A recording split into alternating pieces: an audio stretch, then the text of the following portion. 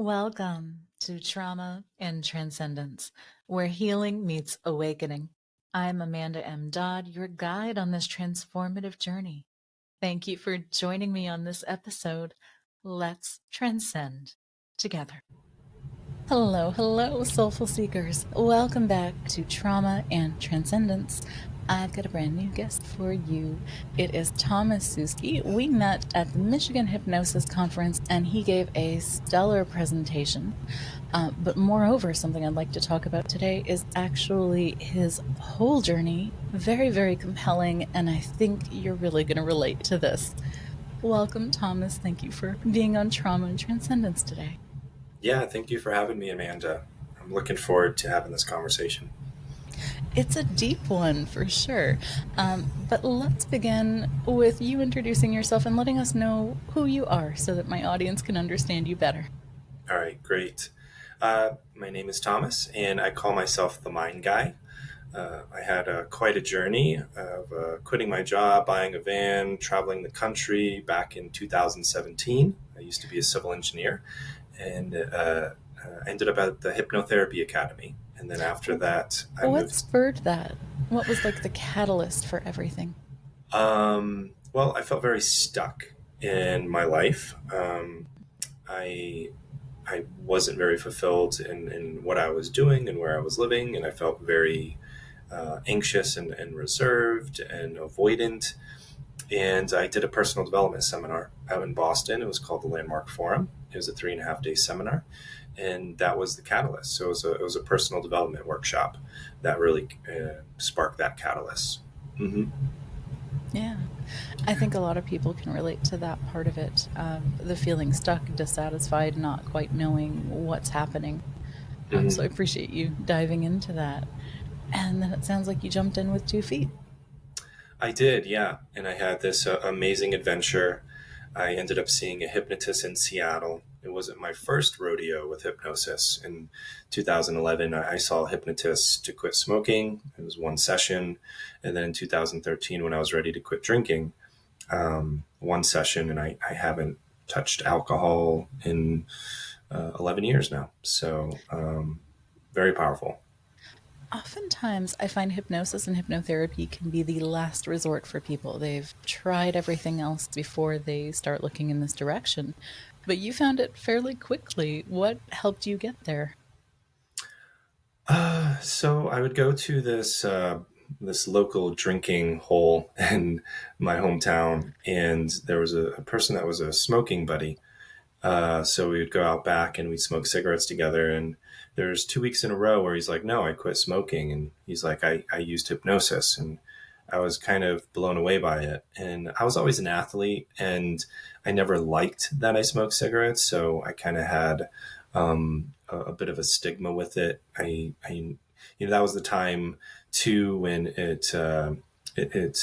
laws were being passed where you couldn't smoke in bars, and people really started to judge you for your smoking. So I had a lot of shame around it. So when I found out that he did one session of hypnosis, I was completely inspired to try the same, and that was enough for me. Mm-hmm. Wow. And so what happened next? What happened next was, it took me 2 years after that when I was really ready to quit drinking. I had moved away from the place I had grown up. It was very hard. For me, fear was like the greatest challenge. I just always had so much fear, always running in the background. So even moving an hour away to the town that I worked seemed like a daunting task. And then it was actually kind of a process to quit drinking because I had gone to rehab when I was like 23. I dropped out of college, and I relapsed. So, I realized that I had given myself an out. When I quit, I knew in the background that I was going to come back to it on some level. So I spent a year figuring out how can I actually quit for the rest of my life, because it was terrifying. It's like, this was the thing that dealt with my pain. This was the thing that allowed me to feel more comfortable in social situations. So to think that I wasn't going to have that for the rest of my life was hard to do. And I think the most important thing you can do when you're trying to quit a substance is make the decision without any backdoor exits, right? And just commit to it 100%. And then the hypnosis is a powerful tool that can really help you in that regard. But I think that commitment is important. And I did a lot of thought experiments for a year. And eventually I found someone online because I was thinking about what if I kept drinking until I was 35 or 45 or 55. And then eventually someone posted online, who's the last person you'd want to see on your deathbed? And someone posted, I would hate to see the version of myself that reached their potential. And that really struck a chord. And I didn't want that. And that was enough motivation to quit. I quit right before my 31st birthday, and it was the best decision I ever made. I love that whole concept of not giving ourselves an out. I don't even think it has to be just leaving substances. I think anything we do, I mean, if you leave an out, for me, that speaks to maybe not having the belief that you can do it or make the change or that you're worthy of the change. Yeah, it's very true. It's amazing how we use these things as our comfort blankets. But at the same time, we also know that they're also contributing to our suffering, right? Like the amount of mistakes, the amount of times I would drive a car under the influence and just hate myself the next day. The older you get doing that, like it's weird. In Western Massachusetts, I felt like it was a culture of that. Like everybody did it. And nowadays it's like nobody really does it, especially the next generations. But growing up, it was like normal to do that. So I was packing on more and more guilt and shame with this habit. And at the same time, I thought it was my friend. And in fact, it was the furthest thing from that. And I think oftentimes people feel that love-hate relationship with the substances they use, It really is that cyclical kind of relationship of needing the substance to manage a feeling and then using it, getting a brief little moment of reprieve or rest or whatever is happening or comfort. And then it leads right back to guilt or shame or feeling awful. And then it repeats again. It's just a wild thing. So how did you finally come to that point where you're like, oh, I know how to really have the breakthrough that I'm looking for now? Yeah, I think for me, like I said, I just spent a year just doing these thought experiments and really, So what is that? Can you dive into that a bit more? yeah, it's kind of like just like asking yourself a lot of questions of like, why am I doing this? How is this serving me? It's like poking holes in like, because we have this conditioned belief systems.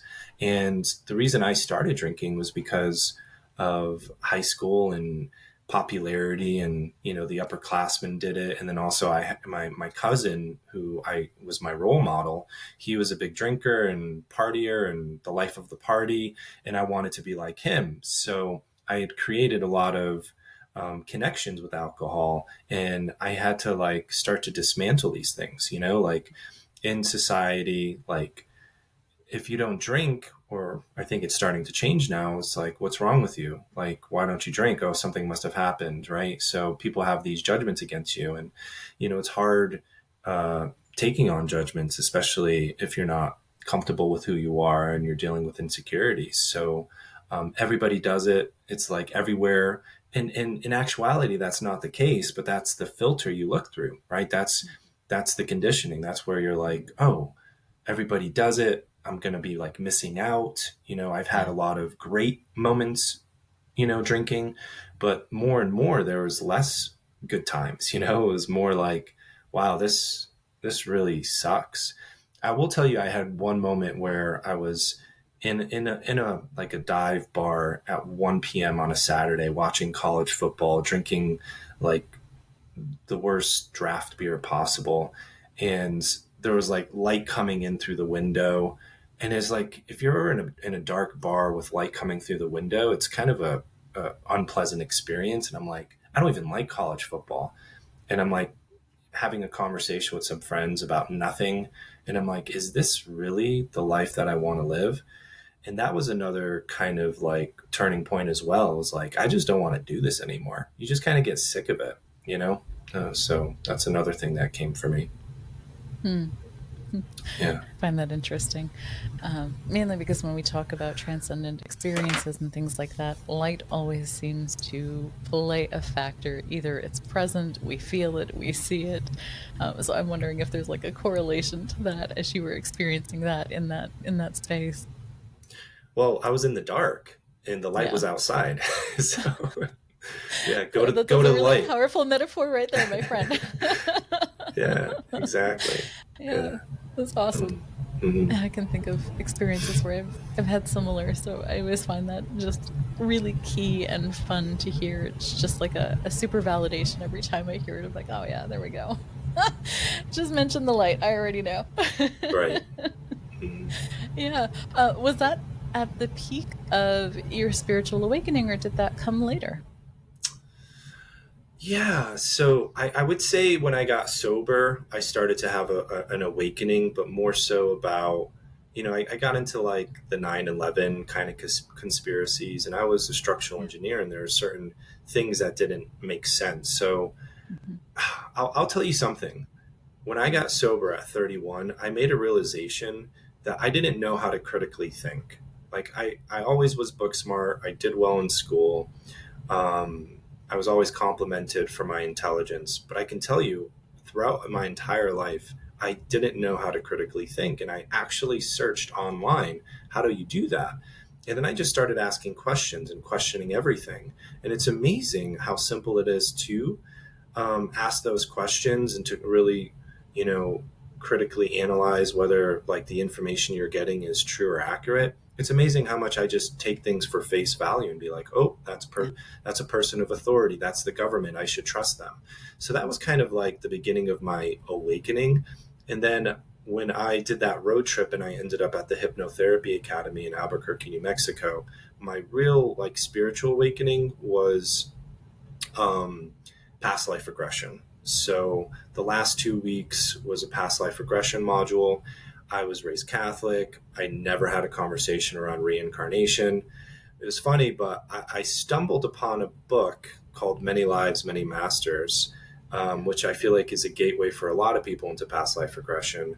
And that book kind of was the only thing I knew about it. But even though I didn't really believe in it, I was open minded. And in those 2 weeks, I went to 4 different past lives.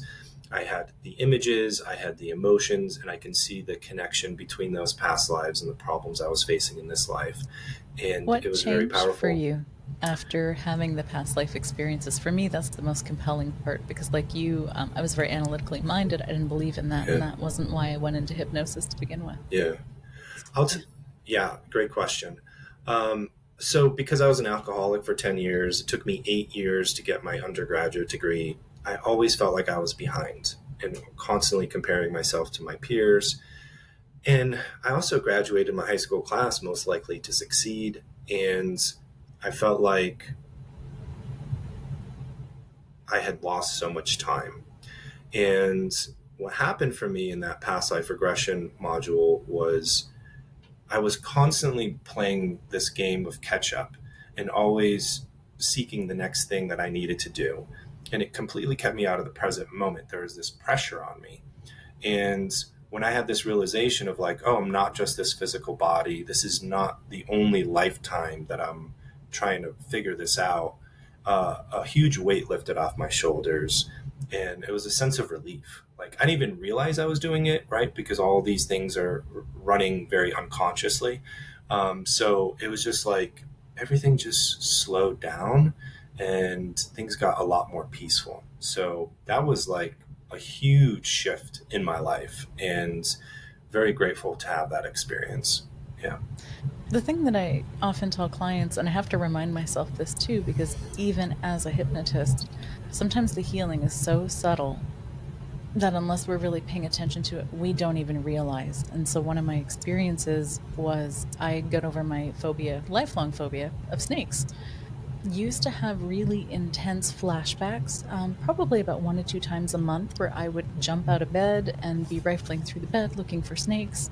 My spouse, the most patient man in the world, would slowly corral me back in and assure me there were no snakes.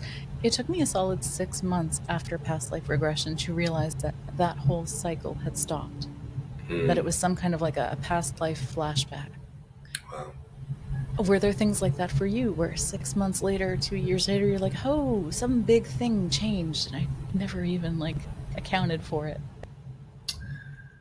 I would say that I think the most impactful thing was I became a deeper seeker, and it actually I was raised Catholic in my early 20s. I stepped away from this idea of God and higher power, especially because of the scandals of the Catholic Church. It was a point in time where I was like, I'm like, everything's a lie. Like, who can I trust? I can't even trust the religion I was raised into.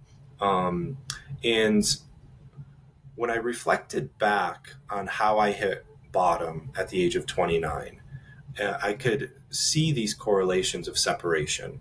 And then I realized that the source of suffering was separation, and I had become and there was like 3 layers of separation that I saw. I was separated from my true self because I was dealing with so much shame and hatred and guilt, that I was just constantly punishing myself. There was no self-love present. And then I cut so many people out because I would just find ways to cut people out. So I became like alone, in a lot of senses. Even though I was around people, I still felt very alone. And then third, your higher power. And those 3 levels of separation is what brought me into hell. That's very clear for me. And since that past life regression and having that spiritual awakening, it's brought me closer to connection. It's brought me closer to learning about what is all of this, and what are we here to do? And most importantly, it's brought me closer to my higher power. And to be honest with you, I think that's what this school is all about, is having that awakening and discovering who you truly are. It's like the process of self-realization. And the more that I step in and develop a connection and relationship, and having a deeper level of trust and surrender, and knowing that everything's being provided for, everything's being taken care of, my life has become so much easier and so much more peaceful. But in the flip side, when you think you're all by yourself and you're all alone and that you're on this journey by yourself, it is hard, it is terrifying, and you are in survival and your nervous system is out of whack. So that's that's like the biggest shift that's happened for me, is like survival and always feeling anxious to like now just being like, oh, everything's working out. And I feel at peace majority of the time. Yeah. So that's huge. Mm-hmm. Yeah. Yeah. And that's what I love about this work. So what happened after that past life regression segment of your learning? Where did you go then? So I'll say that that was probably one of the best experiences of my life. I was constantly in hypnosis. I was learning this amazing material, and I was really zenned out. And then I moved to Denver, and started my practice. But in actuality, I was still dealing with a lot of stuff, right? Like I was still dealing with deep insecurities. Like I was very avoidant. Being around other people in social situations felt so hard. Like I was so deeply anxious. But I continued with that company of Landmark, and I did their leadership program, and then I coached their program. So I did that for a few years. I got into psychedelics, and I did ayahuasca, and I've done quite a few sittings of ayahuasca, which contains DMT, which is the spirit molecule, which is a very healing process of letting go of emotions and going into the unconscious mind, and addressing these things and showing things that might be hidden from you. So that's been very impactful. And then I got trained in neurolinguistic programming. I helping people in that regard. But I can tell you that even though I had done all this healing work, I still felt powerless, and I still felt like I couldn't I couldn't get what I wanted in life, right? Like I felt like something was constantly sabotaging me. And it was very frustrating because I could help my clients in like 10 to 15 hours with a major breakthrough, but yet I'm still dealing with this stuff and it doesn't make sense. And the fear, there was just tons of fear there. And it just was very confusing and, was still like, I've dealt with suicidal ideation my entire life, but, and, during this period of time, for like 5 years, like once a week, I'd slip into these states and I'd have these thoughts and I'd just be like, oh, I guess this is just it. It just didn't make sense. Right. So that was kind of what I was dealing with. So, yeah. And then I met you. And then also, I in one of my ayahuasca ceremonies, I made a discovery, and I was like, there's something in my stomach, and I have no idea what it was. And the thought that popped up was like a demon, right? And I'm like, what? And then, we did an extraction. The shamans did an extraction, and I'm telling you, it was one of the craziest experiences of my life. And I had this thing that was attached to me that I couldn't see, but it was manipulating my emotions and it was manipulating the way I felt. And it was much deeper and beyond what was in my psyche or in my emotional field. It was manipulating my emotions, but it was something beyond me, it felt like.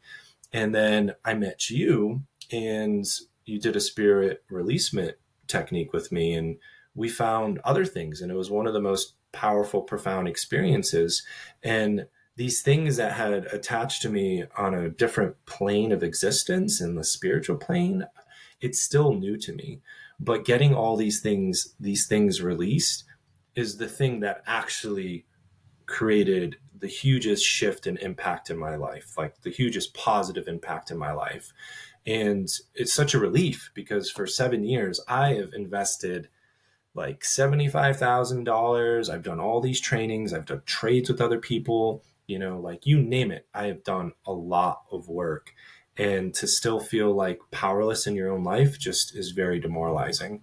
And this was like the smoking gun, the thing hidden from me that was finally placed on my path, and yeah, had like the biggest impact on my life. Mm. Did you have any insight or hit on how that demon initially got in? Did it expose that? Oh yeah. I mean, when I did one of my first ayahuasca ceremonies, it opened me up to a repressed memory of or repressed information. I don't have the full memory, but a repressed information on like a sexual trauma at a very young age. So sexual trauma, from what I know, is definitely like a gateway for these things to attach to you. And that happened at a very young age, like before the age of 3. And what I know about the mind is that typically before the age of 5, when kids experience such an intense trauma, it gets like locked and buried in the subconscious mind, and it's really hard for that to like resurface. It's too much for a child to deal with, and the unconscious mind it does a very good job of hiding it. So in actuality, how I ended up hitting rock bottom at 29, that event is really the catalyst for it all. Mm-hmm. Yeah. Man, that's such a deep, really, really compelling journey. And thank you so much for sharing that so just organically and authentically and openly, because that's a hard thing, but that's something that a lot of us deal with. And so I hate it when we don't have these conversations as openly, because I know there are other people out there who are listening and possibly right in the thick of it. They might be right in that catalyst stage. They might be at that point where they're feeling that frustration of, man, I can't get the success and the change I want, even if I'm effective out in the world for other people, even if I'm, knowledgeable about so many things. And then they're feeling that loss of control within their own lives. Mm-hmm. So thank you for that. I really want to commend you. And it was a wild session. I remember at one point, we had a little bit of disturbance, which I thought was fascinating. I haven't had a whole lot of that. I don't want to divulge because it was your session. I'd like to keep it mostly private, but that one part where all of a sudden there's like an onslaught of like noise happening around you. It was just like such a validation for the work of, oh yeah, we're stirring up something here. Mm-hmm. Yeah. We've annoyed something here. Yeah, totally. And I mean, I'm okay with sharing things from the session. It's not like, Well, um, it's yours to share. I won't. But if you'd like to, you're welcome to. But you don't have to. yeah, I mean, sure. So, there's really two types of spiritual entities that can attach to you, and one of them are earthbounds, right? And the earthbounds are, people who die and they don't go to the light. Like everybody knows this story that when you pass away, you go to the light, and that's a place to go. But some souls, they are too afraid or had a traumatic death or have unfinished business, um, and they stick around. And the only way they can stick around is like attaching to your energy field. Um, so in the session, and just so you know, I was completely skeptical going into it, right? Because, I don't, you can't see it. Like I'm a science minded person. If you can't see it, if you can't touch it, whatever, like you question it. So, but when you're in hypnosis and you start seeing things and getting this information, like it changes everything. Same with like the past life regression. That's changed everything for me. So I would say the first thing that was interesting was finding an earthbound spirit that I could see it. It was in a hospital. I could see that I was having knee surgery, so I was on anesthesia. So my conscious mind and my faculty was completely checked out. And there was a gentleman who had fell from like scaffolding or something, and he had a really hard landing and he was in the hospital. And I could see his wife and his two daughters in the hospital room, like panicking and freaking out. And he made a decision that he couldn't leave them. Like, how are they going to take care of themselves? So he ended up passing away, and he ended up attaching to me. And the interesting component to it is that, like, I was having knee pain in that same knee that I had the surgery on. And when that earthbound spirit was released and went to the light, that pain went away. So I'm like, I didn't even know that was possible. But then after that, you're like, are there any more earthbound spirits? And it came out like hundreds. And I'm like, what? When I said that out loud, I was like, that confused me. I'm like, how can there be hundreds of earthbound spirits? I was surprised actually as well. And that's not a common thing. So that really did stand out. So I could feel in my body like a release. They were mostly in my upper torso. I could feel a release and like my body twitching a bit. And I'm like, so like physical validation, like having a visceral response to it. And then I think, were prepared for something to come next, which I wasn't prepared for. And then eventually I started feeling this pain in my forehead. And it was another like dark force entity, or, like a demonic force, and we communicated with it, and it's like, no, we're like, I'm not going to the light. So you had to negotiate with it. And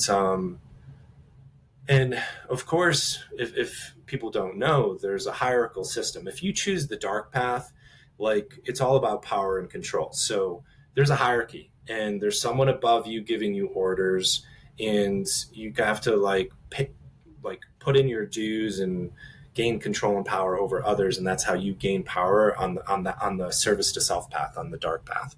So it's not a pleasant path. And so it's painful. It's a painful path. They hurt. Yeah. They do. So, these entities are afraid, and they have these meaner forces above them that are giving them instructions and commanding them what to do. So, they're scared, they're skeptical, but you're like, well, how about we show you the light, and if you want to come back, you can come back. And that was enough. And then all of a sudden it was there. It was like, yeah, this is nice. This is a lot better than what I'm experiencing currently. And that released that. And it was incredible. It was an incredible experience. And it still blows my mind. When I talk about it, I feel like I'm crazy when I talk about it. Like, I do. Yeah. Like, I feel like like I'm some quack or some wacko for believing in this. But to be Yeah. honest, until you experience it, it's hard to believe in it, Right. Mm-hmm. Yeah. I've had a lot of my own visceral sessions as well, and it leaves no room for questioning, and it explains so many things. It's like, oh, of course that's a problem. Then, oh, it all makes sense now. So I was really moved because the next day, I think we're still integrating. And then the day after, you were like, boom, good days. Like, I am ready to take full charge. And that was cool. But the thing that I really thought was moving was now you're becoming a practitioner. And so you're delving into doing these sessions as well. Yeah, 100%. Like it's amazing. There's been clients that have come down my path, and I'm just like, wow, like the same thing for me, right? It was the same thing for me. It's like we're using the tools, we're letting go of emotions, we're installing these learnings, we're installing the wisdom. The reprogramming should be there, but yet they're not making the changes, right? So it's very clear that there's another body of healing that needs to be looked at. And now that I have this, I feel very confident that I can help just about anybody that comes down my path. And already I can tell you there's people and clients that are dealing with this, and that's what's being brought to me, which is very interesting. You had said that too when I talked to you. And I'm like, oh, I guess this is what I'm here to do now, is help people release these entities, because if you really look at it, there's not a lot of people doing this kind of work, and it's necessary. And these people don't realize how much these dark energy forces are impacting us, and even the earthbounds. And it's such a necessary form of healing that most people are not even close to being on their radar. So I guess that's what I'm here to do now. I love that. What did you notice? So I heard the knee pain was gone. And then I Mm. know the things that you've told me personally, but what other things did you notice changed after that session for you? Amanda, the fear is gone. Oh, The fear is gone. And yeah. I'm going to tell you, I started watching these you can go on YouTube and you can find these podcasts and interviews with Catholic priests who are Yeah. exorcists. And I just started watching these videos, and I'm telling you, I learned a lot through that. But like one of the things is like one of the priests said, oftentimes if someone is experiencing a ton of fear in their life, it's a good Mm, indication of a demonic attachment. I was like, yeah. yes, like I'm a 6'3" guy, and like people don't mess with me. Like there's no logical reasoning why I would experience fear all the time. It just didn't make sense, right?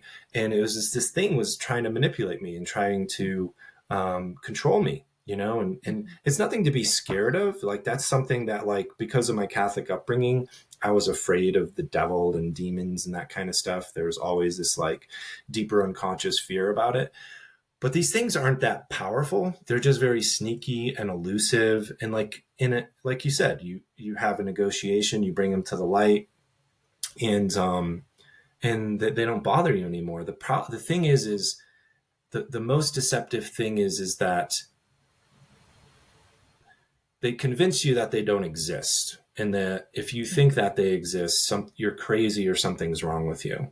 But in actuality, before the 1800s, this was the main form of healing in the mm, world, in so many different cultures, was spirit releasements, shamans, and yeah. like the local medicine doctor. Like that's what they did. And then eventually these dark forces convince the masses that they didn't exist. And wow, it's crazy because you're born into it and you're conditioned with this understanding of the world and the science based logic and reasoning of all things. And it's very hard to break through that belief system, the belief systems you were conditioned with, to actually think that this is a possibility.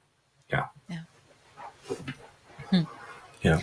Well, I'm grateful that despite your skepticism, that you trusted me and that you were willing to explore this and to come on and to share your experiences. But even more grateful that you've been so impacted that now you're going to be out in the world and serving in this capacity. And that brings me immense joy. because there do need to be more of us. And thankfully, we don't live in the times where we're, boring down into people's skulls anymore. We don't have to do anything drastic. It doesn't have to be scary. It doesn't have to be Mhm. painful. Yeah. And we get to free people from oppression, whether that's that constant fear or unexplained anger or just anything unexplained that really prevents people from living. That we get to do that is such a blessing. And so now I'm excited to have you as a colleague in this capacity too. And I can't wait to see how this comes through you, because I really feel like it's going to be special. Yeah. Thanks, Amanda. And thanks for being like the gateway to helping me overcome my suffering, and Yeah. and helping me find the next level of my mission and purpose here in life, So you'll always be that to me. So thank you. Oh, I'm touched. That's really sweet. But so before all this, you were already in your own right, really helping people make breakthroughs. I'd Mhm. like to hear about that as well, because that's still part of your journey. That's still part of who you are and how you help people. Yeah, thank you. Yeah, so the thing that I primarily do is I work with people for it's about 15 hours, right? And that's the commitment that I want people to have. And I go through an entire process. And this spirit releasement is going to be part of that process moving forward Front end, maybe. in the front end. Yeah. Yep, exactly. Yeah. But what I really do is I do in that first session, I do a detailed personal history, and then it helps me linguistically, because it really is a bunch of limiting beliefs and decisions that are creating our reality. So, I'm imagining that helps the client too, because I don't know about you, mm, but I haven't really sat and gone through everything outside of therapy. And I think we typically don't. So there is a certain power that I believe in when we are giving a voice to something, when we are labeling something, when we are expressing it, and we're hearing ourselves say it, and our whole physiology is listening. Every part of the mind is listening. I think that alone is really powerful already. yeah, so I agree. So what I realize is that having awareness of the deeper root cause of problems is kind of the first step.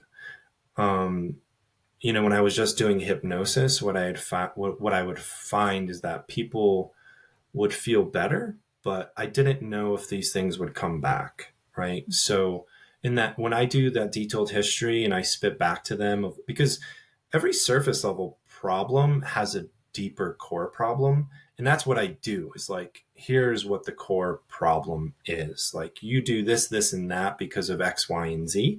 And then the client is like, yes, whoa. Like, and it's very powerful to have that deeper awareness.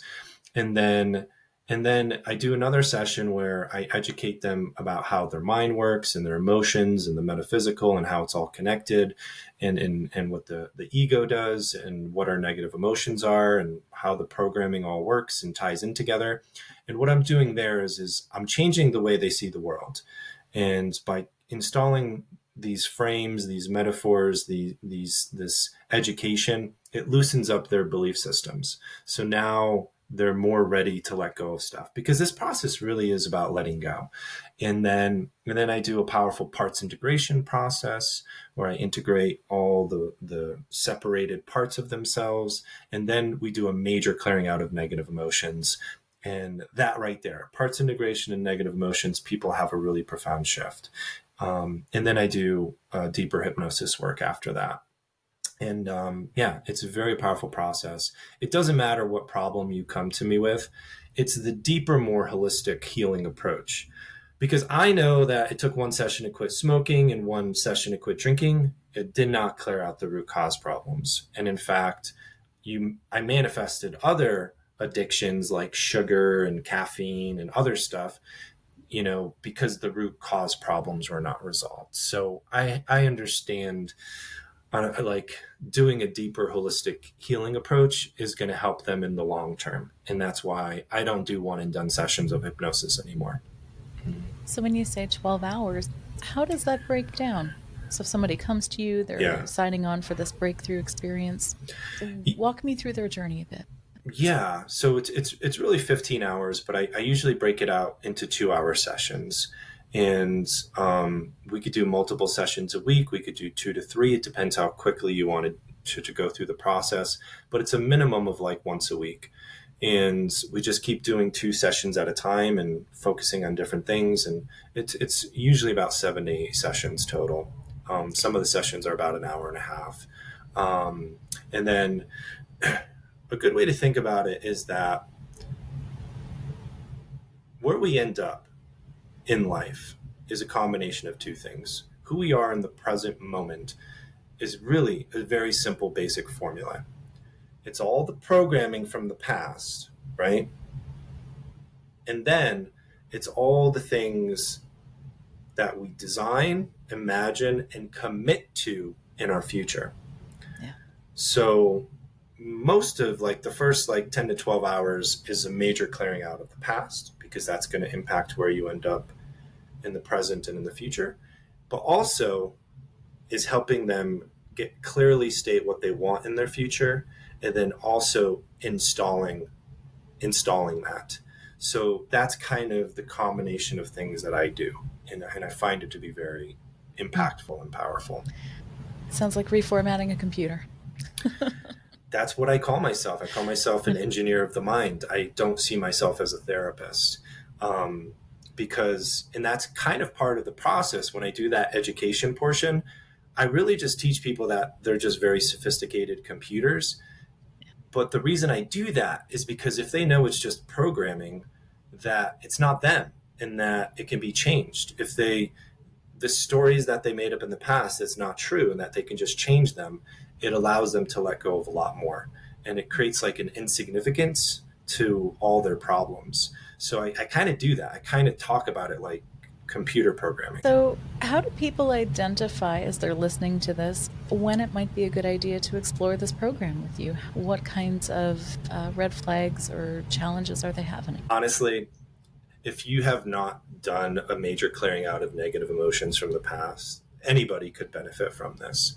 But you know, it's bad habits, it's relationship problems, it's low self-esteem. It's just, you know, feeling those lower negative emotions of either shame or anger or guilt or even apathy and depression, like those emotions. If that's your baseline, if that's what you're feeling all the time, like this breakthrough is a very powerful, and those are the people that would benefit from the most. You know, the one caveat though is that like you have to be ready to change, right? And I think you know this.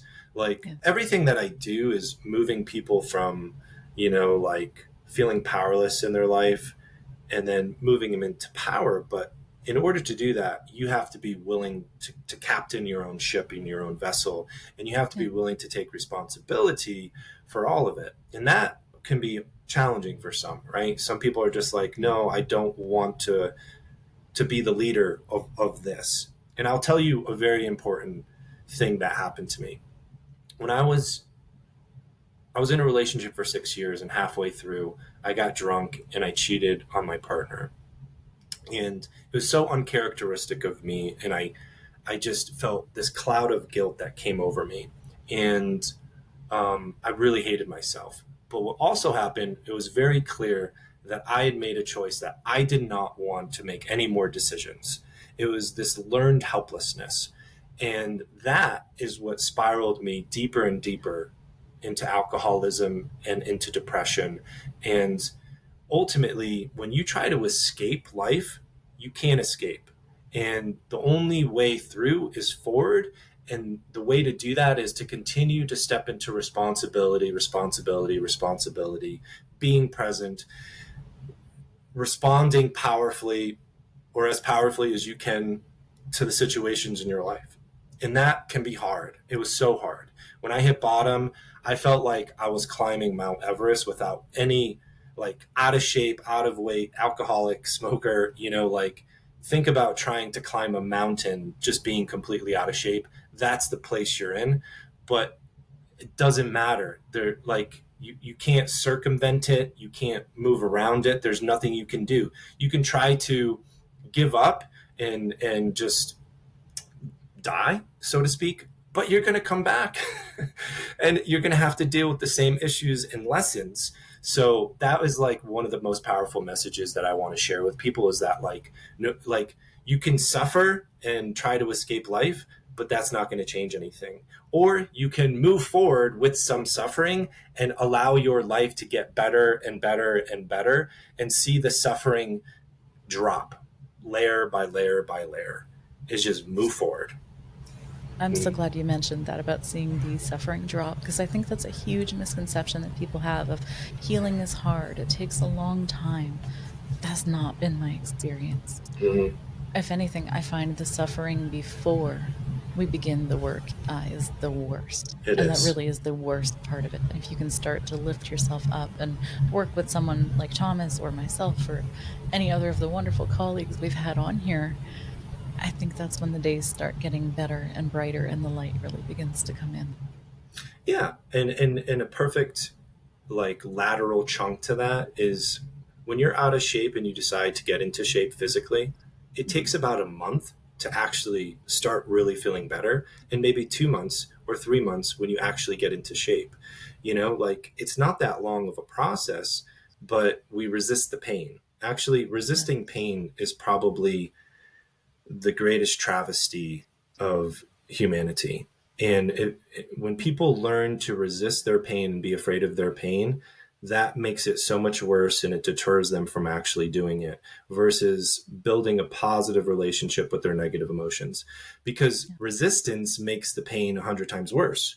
And if you just let go of the resistance, it won't be as bad. But that's like such a simple lesson. And I had to learn that the hard way. If people just understood that and practiced that, their healing journey would accelerate so quickly. And how often do we label stuff as pain, and what it actually is it's something new of, oh, I have to build this muscle. That's a little weird. It feels odd. It's new to me. It's a little uncomfortable. Mm-hmm. But we're quick to say, oh no, this is painful. I don't want to do it. We're like super pain phobic. Mm-hmm. Totally. Mm-hmm. Yeah. Wow. So what is next for you? What are you moving forward with? And how else are you planning to be of service in the world? Yeah. I mean, I really just want to help people through these breakthroughs. You know, I'm an NLP trainer, so I'm going to be doing a Do you want to practitioner break training. that down a little bit? Because not all of my people know what NLP is, what it stands for, how it works. Oh, yes. So NLP is neuro-linguistic programming. It was created in the 70s by a couple of really smart gentlemen over in California. And what they wanted to do is they wanted to know what caused people to be successful. So what they did is they went around to very successful people starting in the therapy space, believe it or not, and they just observed them and they modeled them.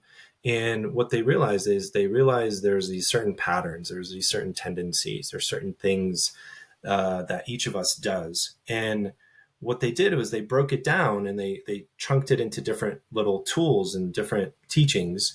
And it really is like the user manual for your mind and your operating system.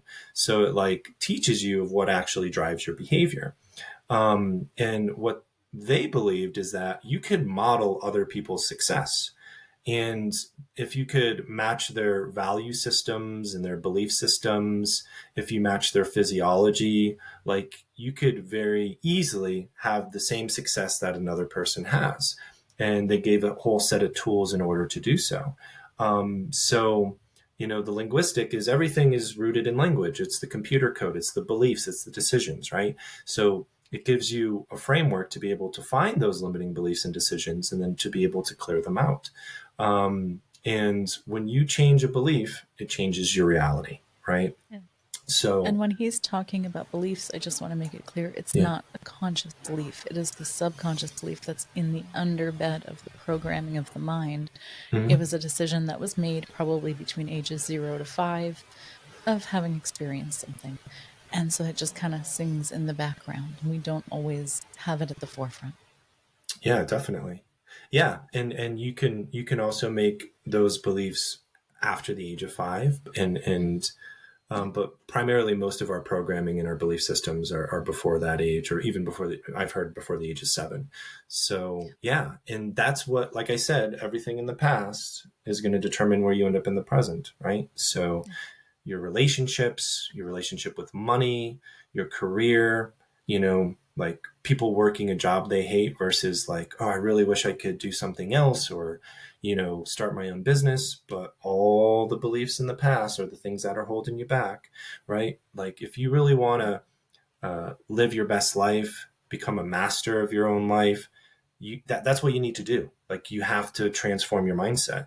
And NLP with Timeline Therapy, that my training has Timeline Therapy, which clears out all the emotions and belief systems, is the most powerful set of tools that you could ever come across. And you can learn them all in 7 days. And you'll have your own personal transformation in that training. Mm-hmm. Yeah. And I think the biggest exciting thing was it sounds like it could happen as quickly as 2 months. Yeah. For people who are really consistent and dedicated and choosing. Yeah. And your willingness to let go, right? Your willingness to change. I mean, if you think about it, that's a summer. If you spent a single summer working on all of this work, you could actually emerge and transform into the person that you never thought you could be, but always desired. Yeah. And for whatever reason, if it's not changing, spirit releasement. Right. Yes. Oh, goodness. The stories we have are just wild, and I can't wait to hear some of yours, because as you continue your program, they're going to unfold. Totally. I don't know. You might need a podcast, Thomas. Maybe. We'll see. But I love that. It's been such a pleasure to get to know you and to hear how things are evolving for you. You had mentioned previously that you also do a class that's available on Eventbrite. Do you want to tell me a bit more about that? Yeah, so this is specifically for entrepreneurs, business owners. I do like an hour introduction, and it's called Success Secrets for Entrepreneurs.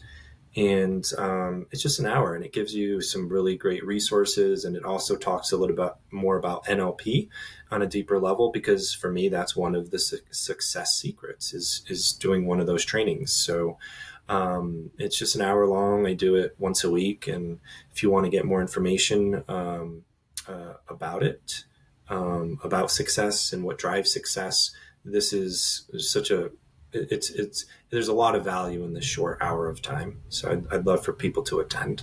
Mm-hmm. I can vouch for him. I really enjoyed your presentation at the Michigan Hypnosis Conference. I loved the way you presented it. I thought it was really deep and a very cool presentation. Yeah, thank you. Yeah, thanks. Thanks for the feedback too. It motivates me. I want to teach the world how their mind works, and getting that positive feedback really helps motivate me to do it more. Mm-hmm. I mean, it's incredible. We think it's going to be this huge, difficult thing, and it's really not. And we all have access to it, and that's the wild thing. And some of us do it naturally and don't even realize. The amounts of clients that I see, and they're telling me about different practices they have, and I'm just nodding. That's self-hypnosis. That's self-hypnosis. Yeah. Call it whatever you like.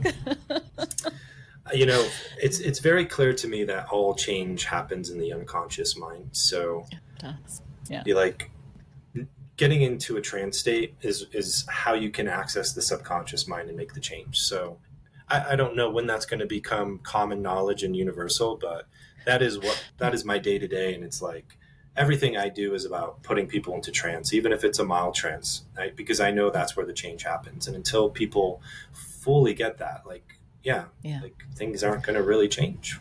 That's the thing that slays me is, had you gone the therapy route, how many years might it have taken before you made the change? Because it's all occurring in the wrong part of the mind.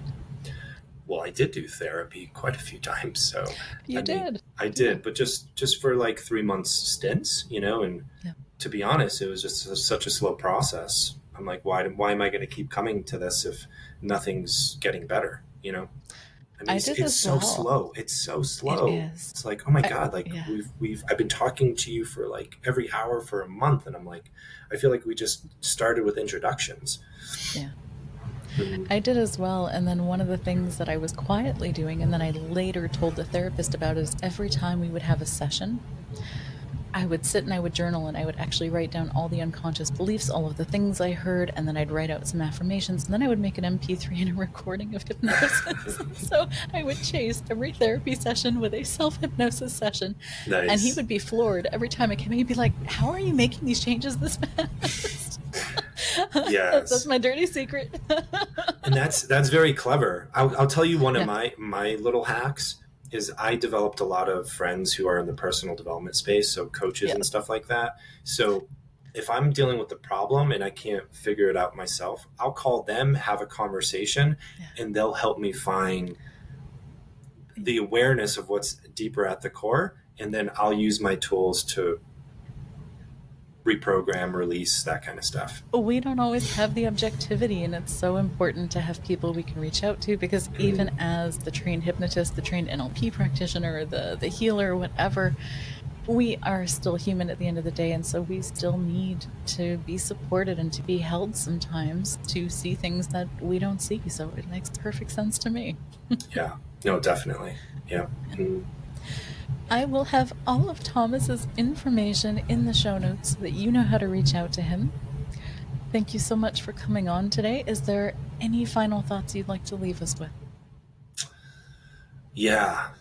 Go back.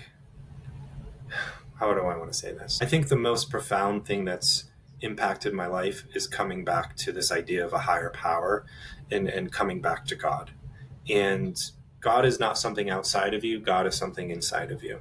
And if you can build that relationship inside of you, or if you're struggling and you just ask for help, I'm going to tell you it's going to have positive, profound impacts. You know, and I'm not here to preach, but on some ways I am. Like, I'm telling you, my life has gotten significantly better the more I built a relationship with my higher power. And if you're alone and if you're struggling, if you ask for help, I promise you, you will get that help, even if it's just temporary relief. And I think that's the last message I want to share. That's a potent one. We could have a whole episode just on this, because I'm a firm believer personally in surrender. I've talked about it before, and that's how I had a lot of my own healing moments and catalysts right before transcendence. So, yes, thank you so much for that, and thank you for coming on today. And soulful seekers, be happy, be healthy, be well, but most of all, stay inspired. Bye for now. Bye. Thank you for joining us on this transformative episode of Trauma and Transcendence. Your stories matter. I would love to hear them and from you. Connect on our website, healingbeyondtrauma.com, or drop me an email at amanda@healingbeyondtrauma.com. Remember, healing is a journey we take together. Until next time, stay connected, stay inspired. This is Amanda, wishing you bright blessings.